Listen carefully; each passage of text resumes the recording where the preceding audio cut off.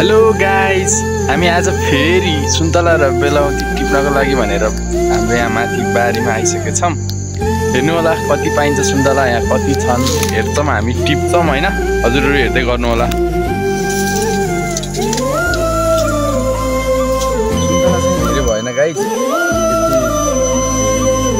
एउटा भन्दा भएन, धेरै नै हुन्छ होला।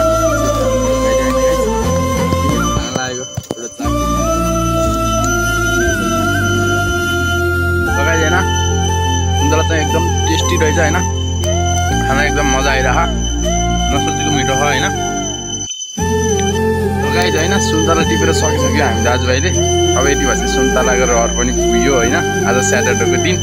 अब फेरि उतापट्टि बेलाउतीको रुख छ हैन, अम्बा भन्छ क्या हैन, धेरै जस्तो अम्बा भनेर चिन्छ हैन। त्यही झार्ना भनेर हामी दाजुभाइ यहाँ दोस्रो लिएर हिँडिराखेका छौँ हैन। अब उता कति पाइन्छ, धेरै हुन्छ कि थोरै हुन्छ, कति हुन्छ त थाहा छैन हैन। देख्दाखेरि त छ जस्तो छ, अब कति हुन्छ थाहा छैन हैन। तर पनि जाँदैछौँ, हेर्दै गर्नु होला कति बनाइन्छ हामीले।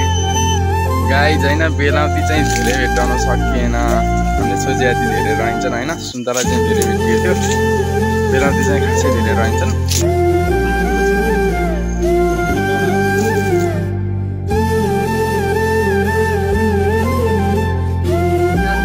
बल्ल आइपुगेका छौँ, घाँस पुगेर घाँस लिएर आइपुग्दाखेरि रात पर्यो होइन। हाम्रो धेरै टाइमकै बाटो थियो, बल्ल घर आइपुगेको छ गाइस होइन। धेरै बेर लाउँछ कि फेरि आइपुग्न पनि, अब घाँस पुगेर आउँदा त्यस्तै ढिलै भयो, बल्ल आइपुगेको छौँ गाइस होइन। यति नै होइन, अब फेरि अर्को भ्लगमा भेटौँला हामी होइन। ल बाई बाई।